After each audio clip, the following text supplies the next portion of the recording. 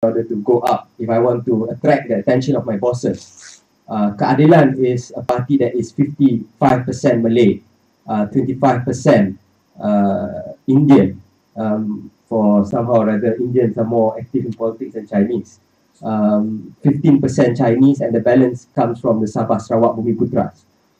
So you see, in a party like Keadilan, and also we are the party that is the first party to introduce direct elections with our members. And yes, we had some problems when we implemented it, but the fact that we are doing, we've done it, shows that that it can be done, and this is a very powerful democratizing tool to bring politics to the ground. It means that I cannot play the race card. It means that I cannot just think of taking care 1,000 or 5,000 delegates in order to win, because I have to basically appeal to the mass membership of the party. So I think this is how Keadilan, for one, is moving forward, and this is the way forward for the country. And ultimately, I think what can guarantee democracy for the country, what can guarantee our unity, is a vibrant civil society, two-party system, a vibrant civil society, and the rakyat itself. Because politicians on our own, we cannot perhaps be trusted too much. But if you are checked with a vibrant civil society, with the institutions in place, then I think those things will go a long way towards making Malaysia a better place. Thank you.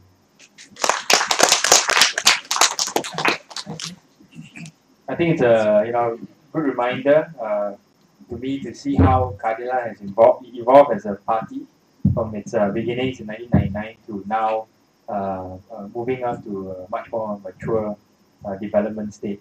Last but not least, we'll have Dato Saifuddin Abdullah, Deputy Minister for Higher Education. 5 minutes. Assalamualaikum warahmatullahi wabarakatuh.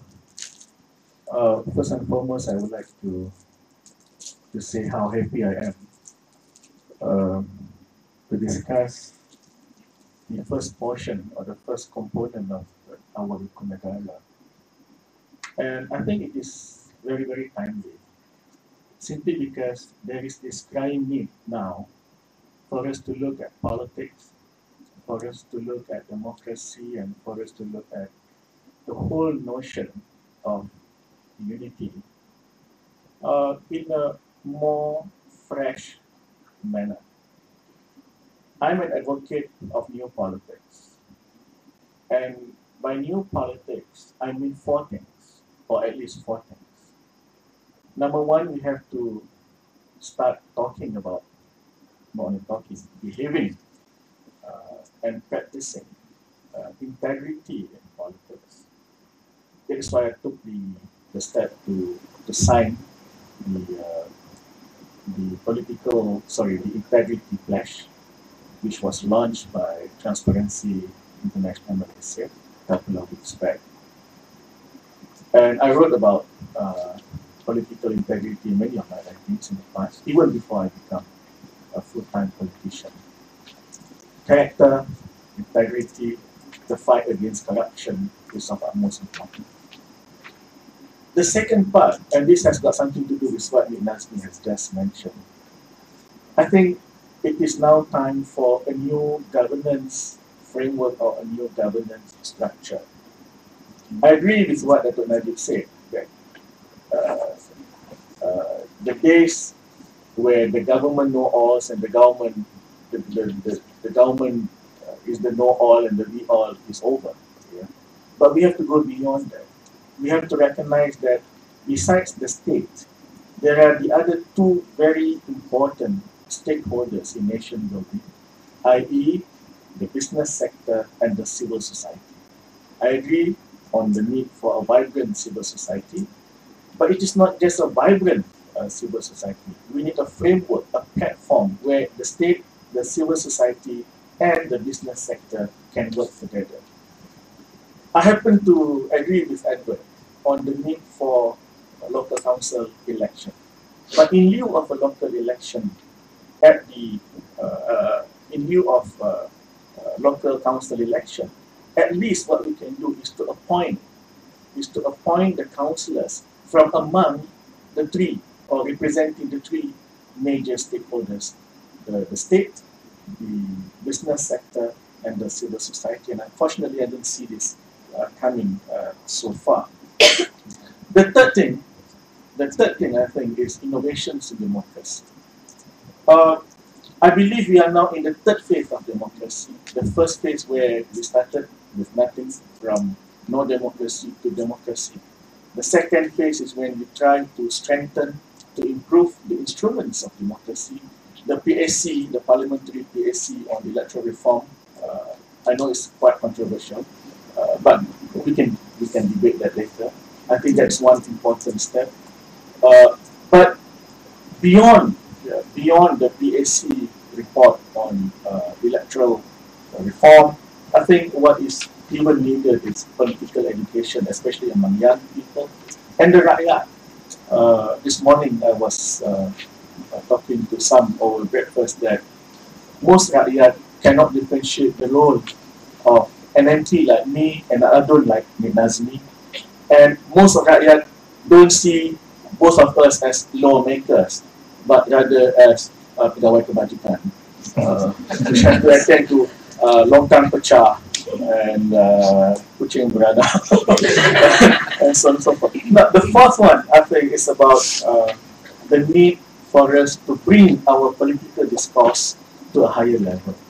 The need for us to come up with more progressive political thoughts within the society. Now, I believe our society is in transition. If I can use circles or spheres, rather, as an analogy, I think some of us in this country are still living in the first sphere, where politics is like what was mentioned earlier on.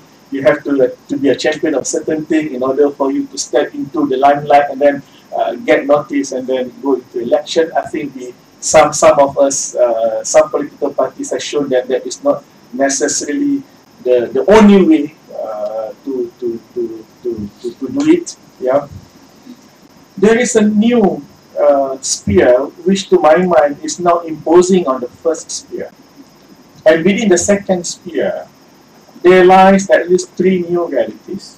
One is, of course, the advent of the new media. Second is the emerging new social consciousness, the fusion of roles and actors, where a teacher becomes a political activist, a laureate like Pak Samad become a political activist, a social activist like Marina become a political activist, and by political activist you don't have to be a member of a political party.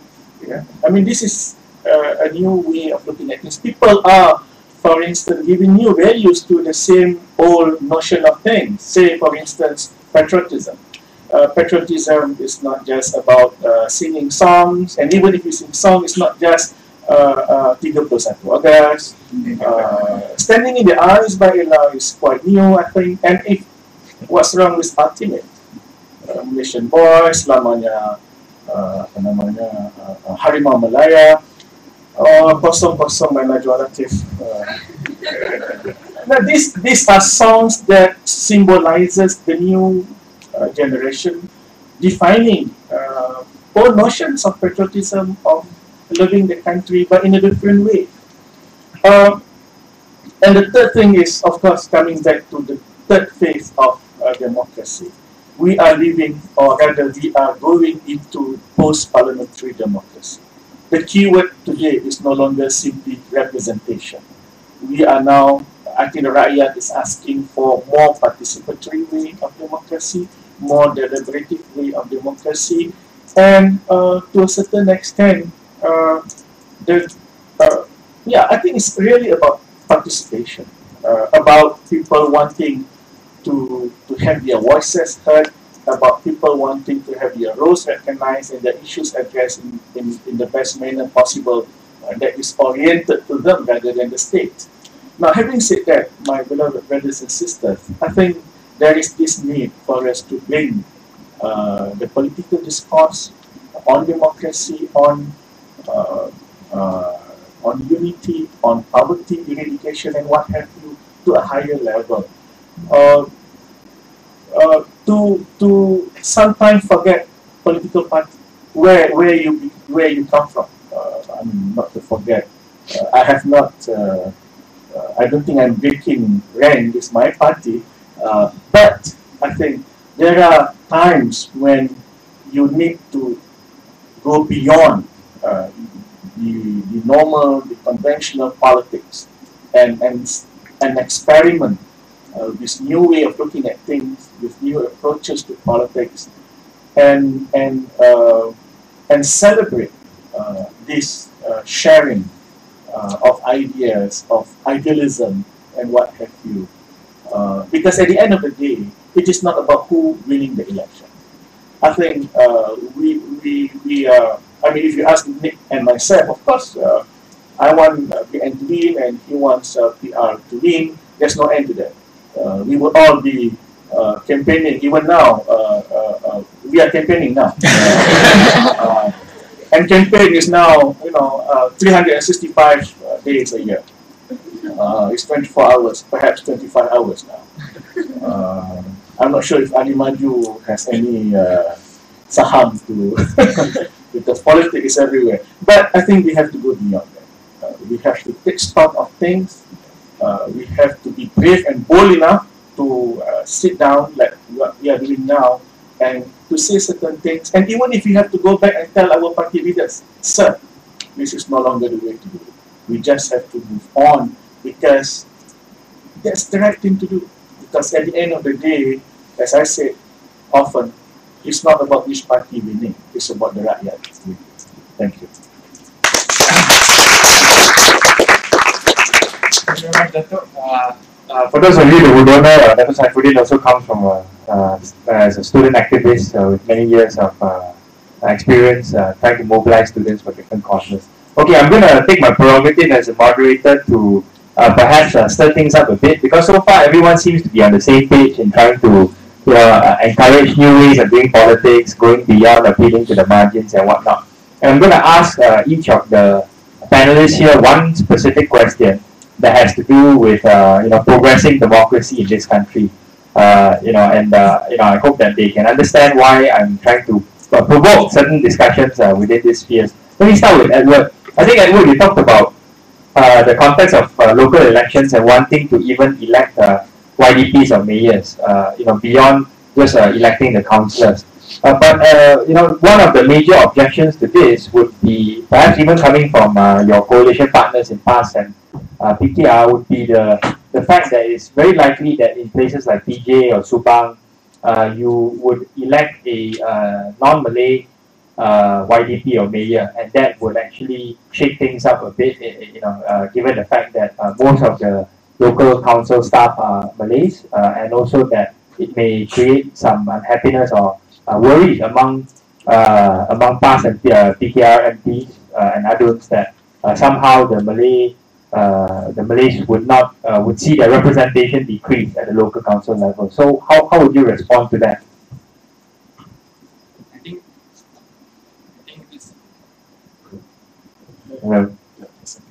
I think this is exactly why we need to speak about the policies of unity. And I think we really need to start to look beyond the race of the person. And I think different people of different backgrounds can represent different people in different aspects. So what I mean by this is that we should move away from race-based political parties. So for example, if I want to join UMNO, I should be allowed to and not be discriminated against. So I think this is yes, these are concerns that are brought up, but I think we need to look at the core issues of why we want to have a democracy on the third level. And I think it's on the issue of accountability. One of the reasons I mentioned here today, there's a misconception amongst the rakyat that members of parliament and state assemblymen have different roles, longkang issues, and I think we're all on the same page. And I think one of the issues is because people feel that they have a right to vote, and because they vote for a MP and also a state assemblyman, therefore the person is accountable to them. That's why they go to you, because they feel that if you don't work for me, I'm not going to vote for you. So having the third level of local elections will give more accountability to the mayors and YDP or the presidents of the local council to serve the people better. Because if they do not do a good job, regardless of what race they are, I think the people are now mature enough to not vote for them. and therefore have someone better come and do a better job.